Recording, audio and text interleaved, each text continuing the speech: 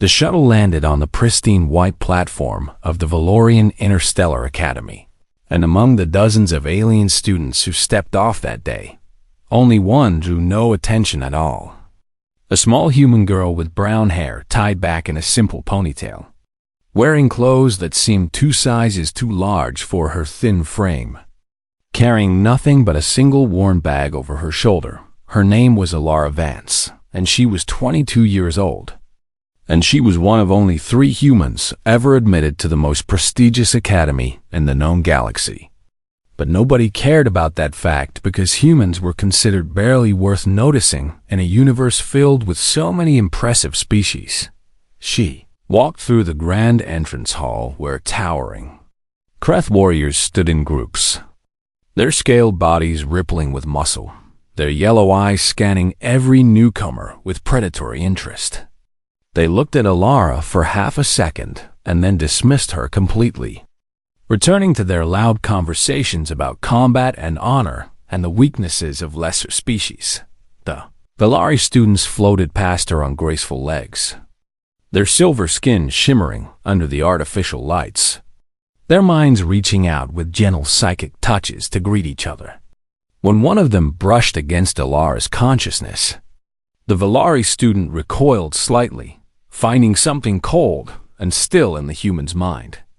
Like deep water with no bottom, but the Valari shrugged it off and moved on because humans were known to have strange and primitive brain patterns that simply felt wrong to psychic species. There was nothing special about this quiet girl. Nothing worth remembering. Jellar found her dormitory room on the 17th floor of the East Tower. It was a small space with 2 beds, 2 desks, and a window that looked out over the endless forests of the Academy moon. A roommate had already arrived. The roommate was a Valari girl named Siritha, younger than most students, with nervous energy radiating from her silver form. She jumped up when Alara entered and immediately began talking in that fast way that anxious people do when they want to fill silence. "Oh, you must be my human roommate. I have read so much about your species. You come from a death world, yes. That must be so frightening. I cannot imagine living on a planet where everything wants to kill you. How do you even survive? Is it true that your planet has something called sharks and bears and mosquitoes?" "Yes," Alara said quietly. And that single word somehow stopped Saritha's entire speech. The human girl walked to her bed and began unpacking her bag with slow and careful movements.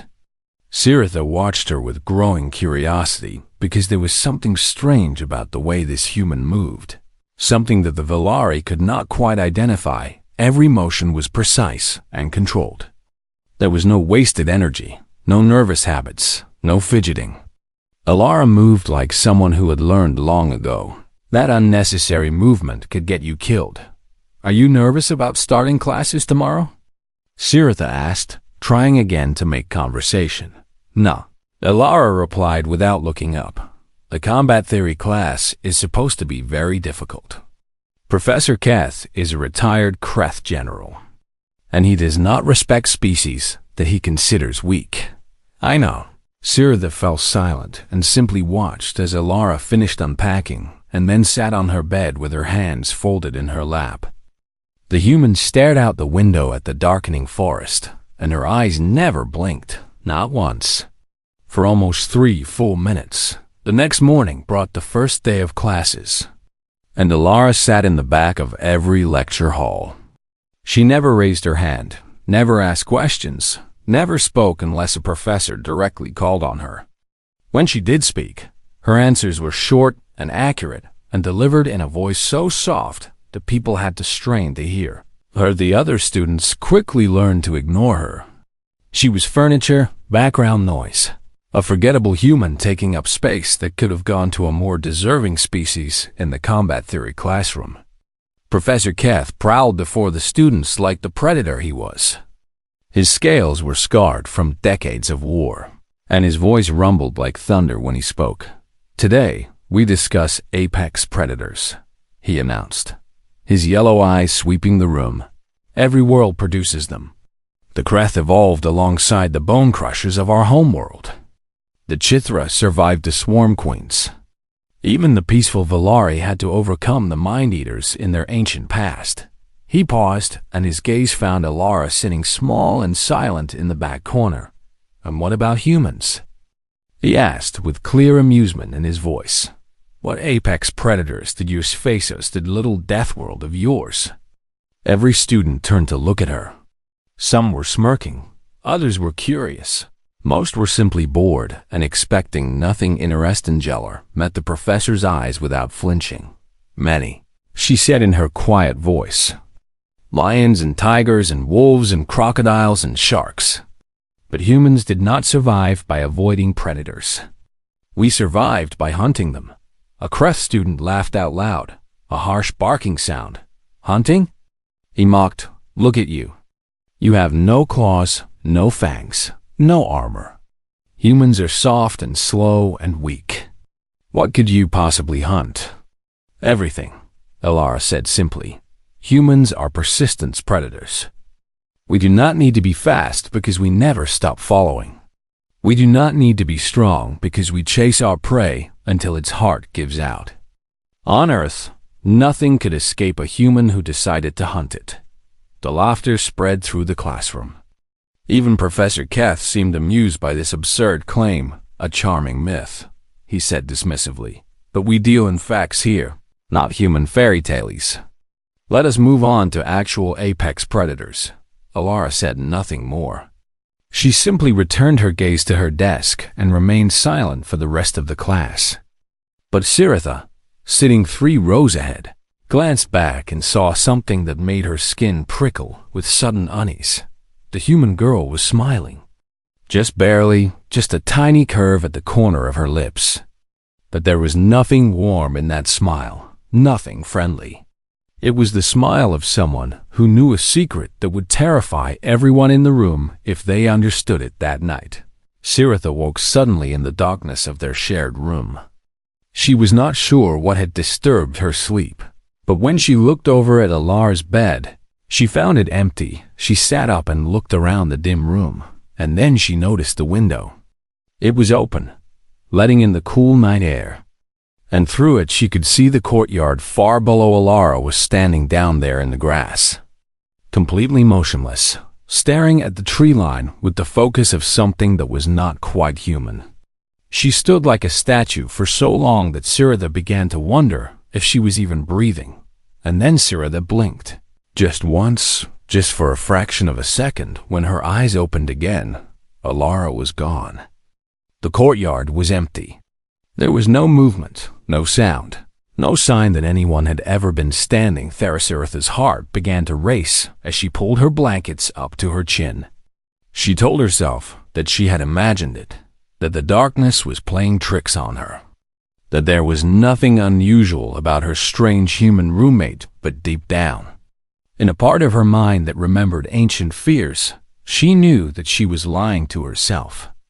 There was something very unusual about Alara Vance, and whatever it was, Siritha was suddenly not sure she wanted to find out. 3 weeks into the semester, the Academy announced the mandatory survival excursion that every first-year student dreaded. They would be dropped onto Velaris 7, a forested moon with dangerous wildlife, and left to survive for 72 hours with minimal supplies. The students were divided into teams of 5, and when Alara saw her assigned teammates, she knew immediately that the next 3 days would be difficult. Not because of the wilderness, but because of the people she would have to tolerate. Her team consisted of 2 Kreth warriors named Gorath and Ven, a Velari named Thesan, and a Chithra scout called Krix. All 4 of them stared at Alara with open disgust when they gathered at the shuttle bay. "They put a human on our team?" Gorath growled, his massive fists clenching. "This is an insult. We will have to carry her the entire time. Perhaps she can cook our meals." Van laughed. "I hear humans are good at menial tasks." Thesan the Velari shook his silver head with something like pity in his eyes. "We should be kind to her. She cannot help being born into such a limited species. We will protect you, Little human, do not worry. Alara said nothing. She simply checked her survival pack and waited for the shuttle to depart. Crix, the Chithra, clicked his mandibles nervously. As an insectoid species, the Chithra were natural scouts with excellent senses, and something about the human girl made his antennae twitch with unease. She was too calm, too still, too quiet. But he shook off the feeling because she was just a human after all. The shuttle dropped them in a clearing, surrounded by dense forest. The trees on Velaris 7 grew tall and thick, blocking out most of the light, and strange sounds echoed from the shadows. This moon had been cleared of its most dangerous predators years ago, or so the Academy claimed. We make camp here, Gorath announced, already gathering wood for a fire. This clearing gives us good visibility. Nothing can sneak up on us. Alara finally spoke, her voice soft but clear. We should move to higher ground. This clearing is a natural hunting path. Predators use open spaces like this to catch prey. The Kreth warriors exchanged amused glances. The human thinks she knows about survival. Ven snorted. How adorable. Listen, little girl. The Kreth have been warriors for 10,000 years. We know how to make a camp. The shadow maw tracks scent on the wind. Alara continued as if he had not spoken. Fire will draw attention. We should find a defensible position with rock walls on at least 2 sides and... Shadow maw? Crix interrupted, his mandibles clicking rapidly. There are no shadow maw on this moon. They were exterminated decades ago. Were they? Alara asked quietly. No one answered her, and no one listened to her warnings. They built their fire. They made their camp. They cooked their rations and laughed and told stories about their homeworlds and their species' great achievements. Alara sat apart from them, watching the tree line, never touching her food. You should eat, Deason said kindly, sitting beside her. You will need your strength tomorrow. I ate yesterday, Alara replied. That is enough. Enough for what? Alara did not answer. She simply continued watching the darkness between the trees. The attack came on the second night Gorath was on watch, but he had fallen asleep because he believed nothing on this moon could threaten a Kreth warrior. He was wrong. The shadow maw came out of the darkness like a living nightmare. It was the size of a ground transport, with 6 powerful legs and a head full of teeth that could bite through steel.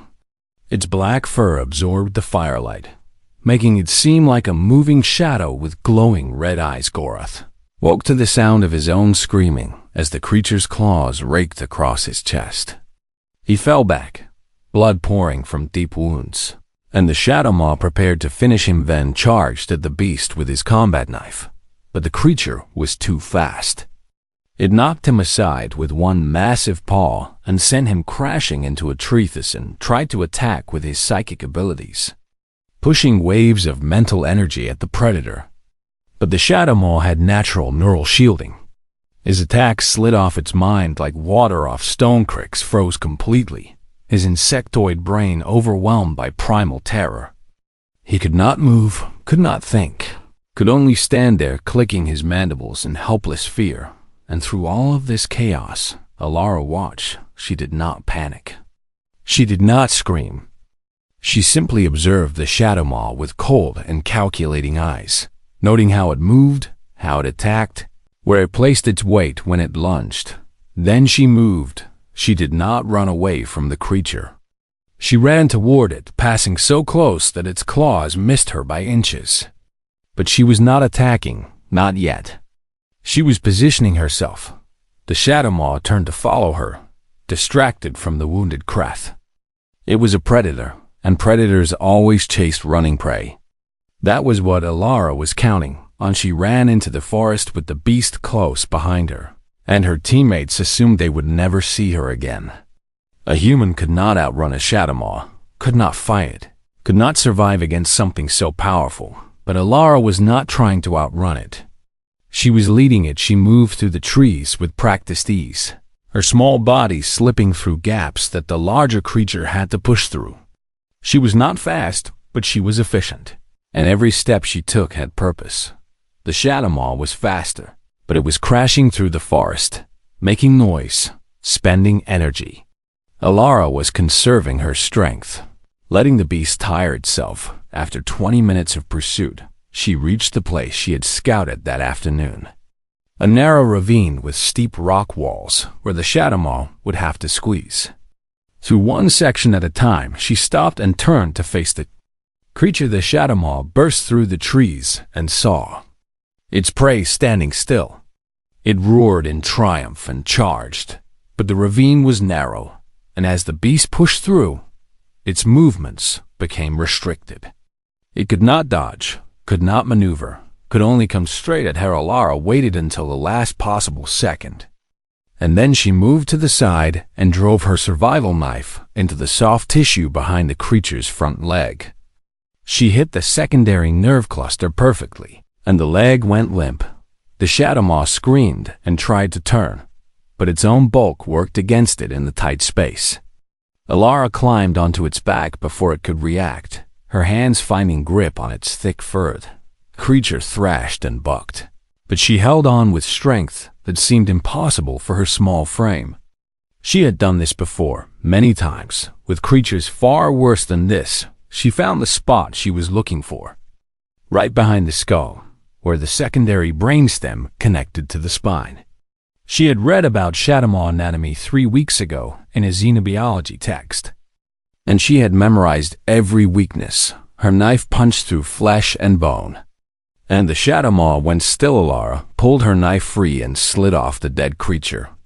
She was breathing hard, but her hands were steady, and her eyes were still cold and calm. She grabbed one of the beast's legs and began dragging it back toward camp. Her teammates were still there when she returned. Gorath was badly wounded, but alive, and the others were trying to stop his bleeding. They all froze when they saw Alara emerge from the darkness, covered in black blood, dragging the massive corpse of the creature that had nearly killed them. Ven could not finish his sentence. "We need to move," Alara said in her quiet voice. "Where there is one Shadow Maw, there is usually a pack. We have maybe an hour before the others come looking for their missing member." No one argued with her this time. No one laughed or mocked or dismissed her suggestions. They simply gathered their supplies and followed the small human girl into the darkness. And as they walked, Crix the Chithra finally understood why his instincts had warned him about Alara Vance. She was not prey. She had never been prey, and he suddenly felt very grateful that she was on their side. The story spread through the academy like fire through dry grass. At first, no one believed it because the idea was simply too absurd to accept. A human killing a Shadow Maw with nothing but a survival knife was the kind of tale that drunk soldiers told in bars. Not something that actually happened, but Gorath and Ven confirmed it. They showed their wounds and described what they had seen, and slowly the disbelief turned into something else. Confusion, curiosity, and in some cases, Alara returned to her normal routine as if nothing had changed. She sat in the back of her classes, spoke only when necessary, and spent her evenings reading alone in the library. But now people watched her differently. Now they whispered when she walked past, "That is the human who killed the Shadow Maw. I heard she dragged its body back to camp with her bare hands. Impossible. Look at her. She is so small and weak." Gorath said she moved like nothing he had ever seen. He said her eyes never showed fear, not even for a second. Sirda tried to ask Alara about what had happened, but her roommate simply shrugged and said it was not important. There was nothing special about killing one predator. She had been lucky. That was all, but Sirda knew that was not true. She had seen Alara standing motionless in the courtyard at night, watching the darkness with those cold and patient eyes. Whatever Alara Vance was, she was not ordinary, and she was definitely not lucky. 2 weeks after the survival excursion, a visitor arrived at the academy. His name was Varth Kh, and he was a legend among the Crest people. He was a general who had fought in 3 major wars, a warrior who had killed enemies beyond counting, a leader who had earned the respect of every species in the Galactic Union. When he walked through the academy halls, even the professors stepped aside. He was there for a routine inspection, checking on the military training programs and meeting with faculty. But on his second day, something caught his attention. Was observing a combat demonstration in the training arena when he noticed a small human girl sitting alone in the stands. She was not watching the fighters with excitement or interest like the other students. She was studying them with the cold analysis of someone evaluating potential threats. Vareth Kachin had seen that look before. He had worn it himself on 100 battlefields. It was the look of a predator. He pulled one of the instructors aside. "Who is that human?" he asked quietly. "That is Alara Vance, General. She is the one who killed the Shadow Maw on Velaris 7. Vareth's scarred face showed no expression, but his yellow eyes narrowed. "I want her file sent to my quarters immediately." "I'm sorry, General, but her file is restricted. We do not have access to it." "Then contact the central database and get me access." "Sir, I tried that when she first arrived." "Her file is classified at the highest Union level. Even the Commandant cannot view it." That night, Vareth Kachin sat alone in his temporary quarters and used every military contact he had built over 50 years of service. He called in favors, made promises, and pushed against bureaucratic walls that should have been unbreakable. And finally, someone cracked. A retired intelligence officer who owed Vareth his life agreed to send him a partial summary of Alara Vance's classified file. What Vareth? Reed made his blood run cold. Alara Vance was not a student. She was not a scholar or a diplomat or any of the other things that humans usually sent to the academy. She was something far more dangerous. She was a Deathworld Reclaimer. The Reclaimers were a secret human program that most species did not know existed. They took children from Earth's harshest environments, children who had already survived things that would kill most adults, and they trained them. They trained them to hunt when colony worlds became overrun with invasive apex predators. When normal military forces failed, when evacuation was too expensive and orbital bombardment was not possible, the Union quietly called in the Reclaimers. One human, alone, sent to eliminate creatures that entire armies could not stop. Lara Vance had been a Reclaimer since she was 12 years old. Her confirmed kill count before age 20 was 197. Class 3 or higher creatures. That meant predators capable of destroying armored vehicles, beasts that could eat a Kreth warrior like a snack, monsters that haunted the nightmares of a dozen species. She had done it alone. Every single time, the file contained mission reports, and Vareth read them with growing horror. Alara had spent 4 months on a jungle world tracking a pack of razor serpents that had killed 200 colonists. She had eliminated them one by one, never stopping, never resting. Until nothing was left alive, she had been dropped on an ice planet to hunt a burrowing hive queen that had destroyed 3 mining settlements. The creature lived underground and could detect vibrations from kilometers away. No one could get close to it without being ambushed from below. Alara had tracked it for 19 days, across 600 kilometers of frozen wasteland. She had not eaten, had barely slept, had walked through blizzards that would kill most species in hours. When her weapons failed, she had made new ones from the bones of the Queen's own drones. She had killed the creature with a sharpened femur driven through its primary eye after that mission. She had earned a designation that appeared in all her subsequent files. They called her the patient. Evereth closed the file and sat in silence for a long time. He was a warrior who had faced death more times than he could count, and he was not easily frightened. But the thought of that small, quiet girl made something cold settle in his chest. The next day, he found Alara in the library. She was sitting alone at a table in the far corner, reading a book about the migratory patterns of deep space creatures. She did not look up when he approached Vareth Kachin. hero of 3 wars, conqueror of worlds. Bowed to her, it was a crest gesture of the highest respect, reserved only for warriors who had proven themselves beyond all doubt. He had never given it to a human before.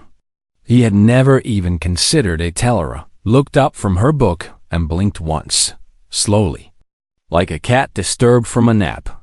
"General," she said quietly. "Reclaimer," he replied. They stared at each other for a moment, predator to predator, and then Alara returned her gaze to her book as if nothing had happened. Edvarth turned and walked away, and his aide fell into step beside him. "Sir?"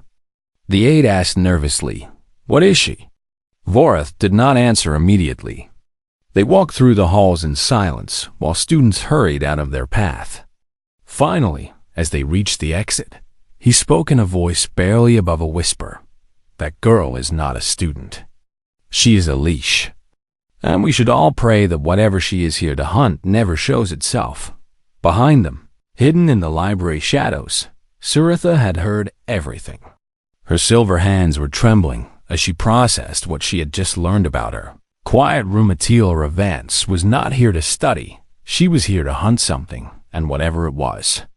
It was already close enough that the Galactic Union had sent their most dangerous human to find it.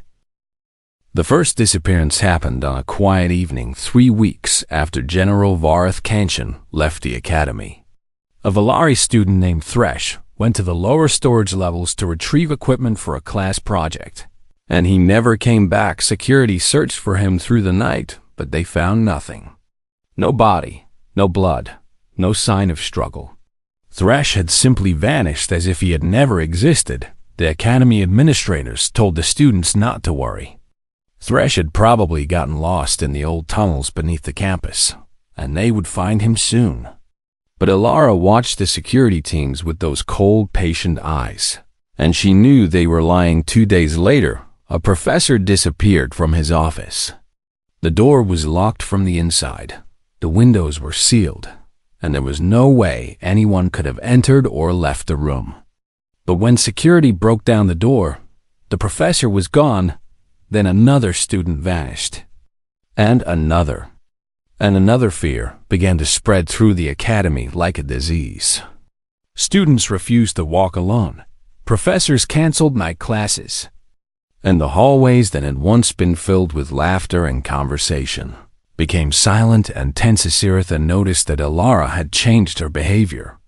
Her roommate no longer attended classes, no longer spent time in the library, no longer followed any of her normal routines. Instead, Alara walked the campus perimeter at night, studying the ground, examining the walls, watching for something that no one else could see. One night, Siritha followed her. She found Alara in the basement of the old archives building, surrounded by dusty blueprints and ancient construction documents. The human girl was tracing her finger along the faded lines, mapping something, planning something. "What are you doing?" Siritha demanded. Alara did not seem surprised by the interruption. She simply looked up with those calm, dark eyes. "Hunting? Hunting what?" For a long moment, Alara said nothing. Then she seemed to make a decision, and she gestured for Siritha to sit down. "What do you know about hollow worms?" she asked. Siritha felt ice form in her stomach. "They are extinct," she whispered. "They were wiped out centuries ago. They are just stories that parents tell children to make them behave. They are not extinct. And they are not stories." Alara spread the old blueprints across the table. The Galactic Union intercepted communications 18 months ago, suggesting that a hollow worm had infiltrated this moon during its initial colonization. Over 200 years ago, it burrowed deep underground and entered hibernation, waiting for the right moment to wake. That is impossible. The Academy has been here for 200 years, built directly on top of the creature's resting place. Thousands of young minds from every species in the galaxy, gathered in one location, unaware that something ancient and hungry was sleeping beneath their feet. Siritha's silver skin had gone pale. The disappearances, feeding scouts, The worm is waking up, and it is sending smaller extensions of itself to test the surface, to find food, to prepare for its emergence. Those students and that professor did not vanish. They were taken below. Why are you telling me this? Alara's expression did not change, but something in her voice softened just slightly. Because you have been kind to me. Because you deserve to know why I am here. Because in a few hours, I am going into those tunnels, and there is a chance I will not come back. You cannot fight a hollow worm alone. They are kilometers long. They have destroyed entire colonies. I know what they are. Alara began gathering her equipment. She had assembled weapons and tools from sources that Suratha did not want to know about. Blades, explosives, climbing gear, and things that the Valari girl could not identify. I have done this before. Alara continued, not a worm, but things that were almost as bad. I know how to hunt in darkness. I know how to kill things that should not be killable. That is what I am for. Let me help you. Let me come with you.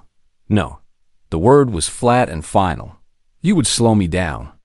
Or worse, you would panic. Panic makes noise. Noise draws attention. Down there in the dark, attention means death. Suratha wanted to argue, wanted to insist, but she saw something in Alara's eyes that stopped her. It was not cruelty or dismissal. It was certainty. Alara knew exactly what she was walking into, and she knew exactly what she needed to do. What happens if you fail? Suratha asked quietly. There is a contingency.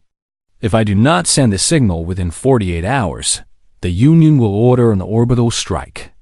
The entire academy will be destroyed, but the worm will die with it. Thousands of students will survive if I succeed. That is why I am going alone. That is why I cannot afford to fail. Alara finished packing her gear and moved toward the door. She paused with her hand on the frame. If I do not return, she said without turning around, tell them what I was. Tell them that a human came to save them. Tell them that we are not as weak as they believed. Then she was gone, slipping into the shadows like she had been born in them. Entrance to the old tunnels was hidden behind a maintenance panel in the lowest basement of the academy.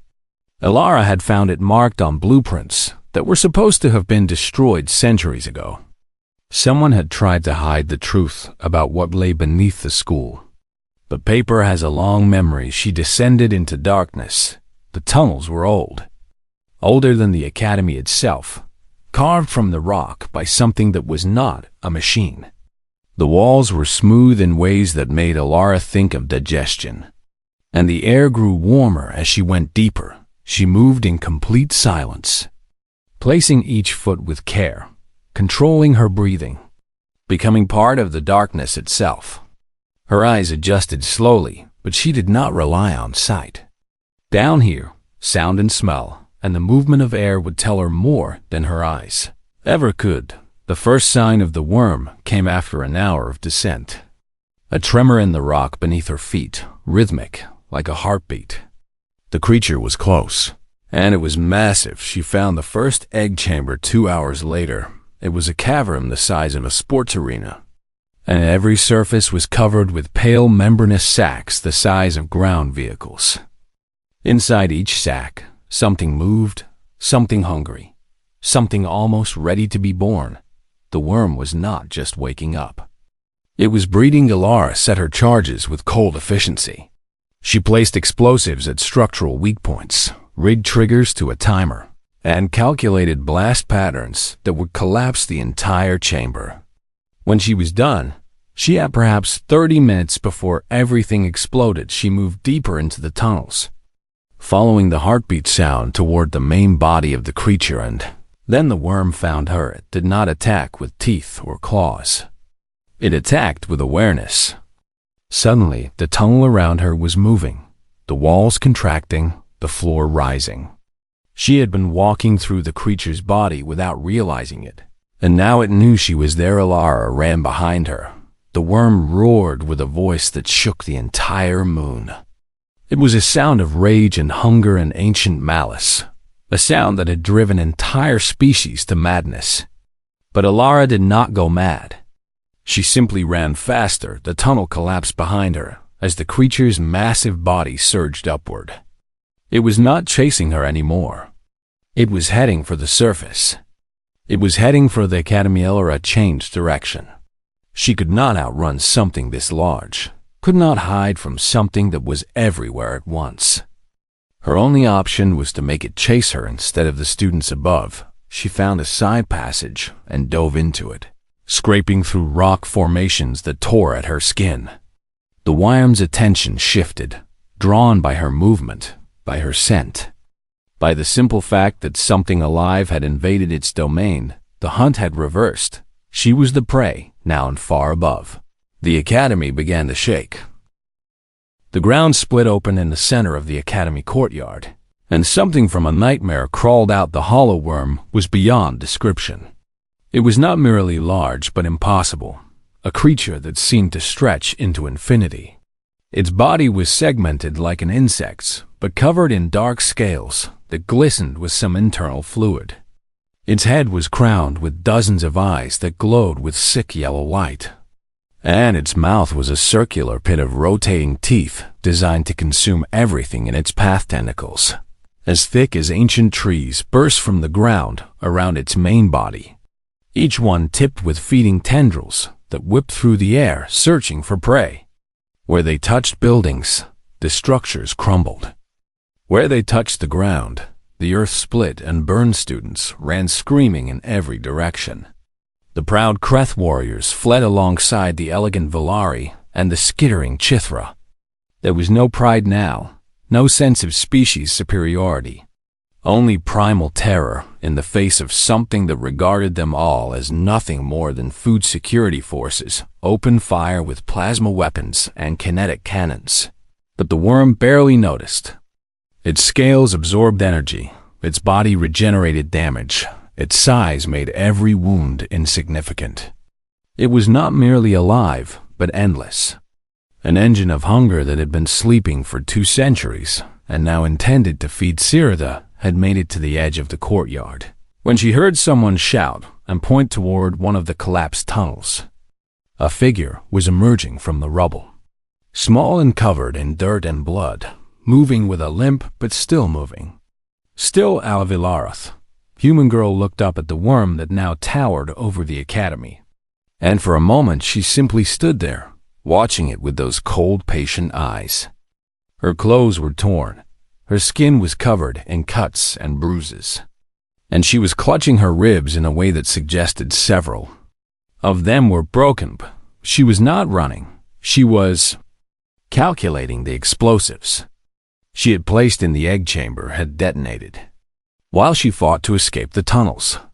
The blast had done more than destroy the worm's offspring. It had severed 3 of the creature's primary nerve clusters, damaging the connections between its body segments and slowing its movements. The worm was dying. She had already killed it, but it would take hours or days for a creature this size to actually stop. And in that time, it would destroy the entire Academy, and everyone in Itelara needed to speed up the process. She started to move. Not away from the worm, but toward it, and students who saw her stared in disbelief. Even now, even with the creature's wounded state, approaching it was suicide. Its tentacles still whipped through the air, its mouth still churned, its eyes still burned with hunger. But Alara was not approaching it randomly. She was studying its movement patterns, looking for gaps in its defenses.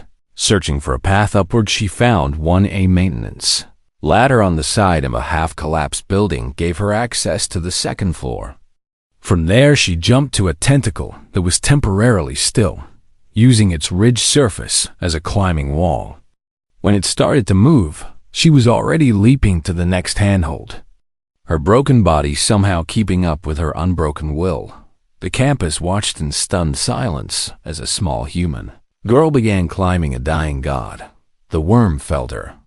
Its attention shifted from the fleeing crowds to the tiny irritant on its body. Tentacles swung toward her, feeding tendrils reaching for her flesh. But Alara was too fast, too unpredictable. Too absolutely committed to her goal, she climbed higher, finding handholds in the gaps between scales, pulling herself up with arms that should have given out long ago.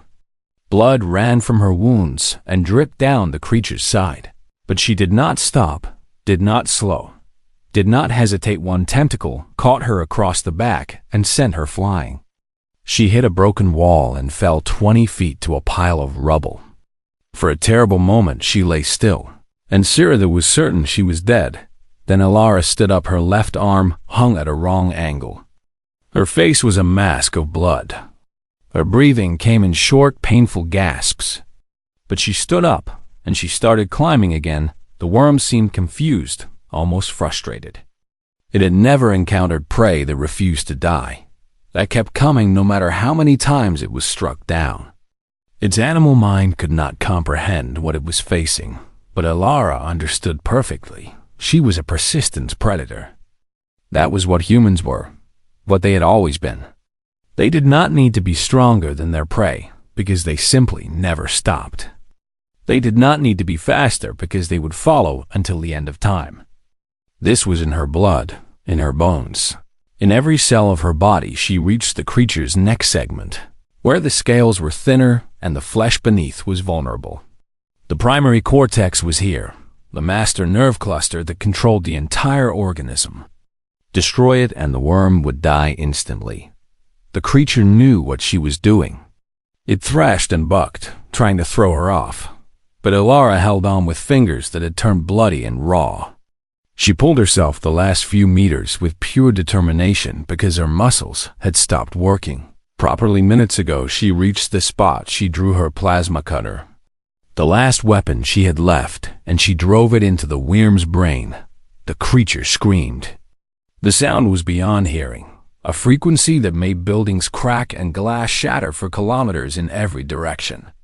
Its massive body convulsed once, twice, and then went rigid. The hollow worm, terror of ancient legends, destroyer of colonies, was dead. Alara released her grip and slid down the creature's cooling hide. She landed in the courtyard on legs that could barely support her weight, surrounded by the settling dust of the battle. Standing in the shadow of the monster she had killed, thousands of students and faculty stood frozen around the edges of the courtyard, staring at her with expressions that mixed terror and awe and something that might have been worship. They had just witnessed something that should have been impossible, something that rewrote everything they thought they knew about humans. For a long moment, no one moved. No one spoke. The only sound was the wind blowing through the ruined campus. Then, Gorath, the Kreth warrior who had mocked Alara on her first day, the same one she had saved from the Shadowmaw, walked forward slowly. His massive frame seemed smaller somehow. Humbled by what he had seen, he stopped in front of her, and his voice was barely a whisper. "What are humans?" Alara looked at him with eyes that held no pride, no triumph, no satisfaction. There was only exhaustion and the cold patience that had carried her through 100 hunts. Then she smiled. It was small and tired, and utterly without mercy. "Persistence predators," she said quietly. "We do not stop. We do not forget. And we never let our prey escape." She walked past him toward the medical building, leaving bloody footprints on the broken stone. Behind her, the crowd parted like water before a blade. No one touched her, no one spoke to her. No one did anything but watch as the quiet human girl limped away from her kill. Saritha caught up to her before she reached the medical doors. "Alara," she called out. The human girl paused but did not turn around. "Thank you," Saritha said, her voice breaking, "for saving us." "For saving everyone." Alara was silent for a moment. Then she turned her head just enough to show the edge of her face. "Tell them," she said. "Tell all of them. This is what humans are. This is what we have always been. And if anything ever threatens this academy again," she did not finish the sentence. She did not need to. The message was clear. Humanity had come to the stars, and the universe was finally beginning to understand what that meant. 1 year later, a new class of students arrived at the Valorian Interstellar Academy. Among them was a nervous young Chithra who had heard stories about this place but did not quite believe them. She stopped in the main courtyard and stared at the massive skeleton that had been preserved there. The bones of something so large that they seemed to belong to a planet rather than a creature. A plaque at the base identified it as a hollow worm, slain in defense of the academy. Who killed that? She asked an upperclassman who was walking past. The upperclassman was a scarred Kreth warrior who paused and looked at the skeleton with an expression that might have been fear or respect or both. "You see that human girl in the library?" he said, pointing toward a small figure sitting alone by a window, reading quietly. "The one with the brown hair?" The Chithra looked and saw nothing remarkable. Just a tiny human in oversized clothes. "Yes?" The Kreth leaned down and spoke in a low, serious voice. "Do not make her chase you." Then he walked away, leaving the young student staring at the quiet girl on campus who is, and always had been, the most ruthless hunter known to exist.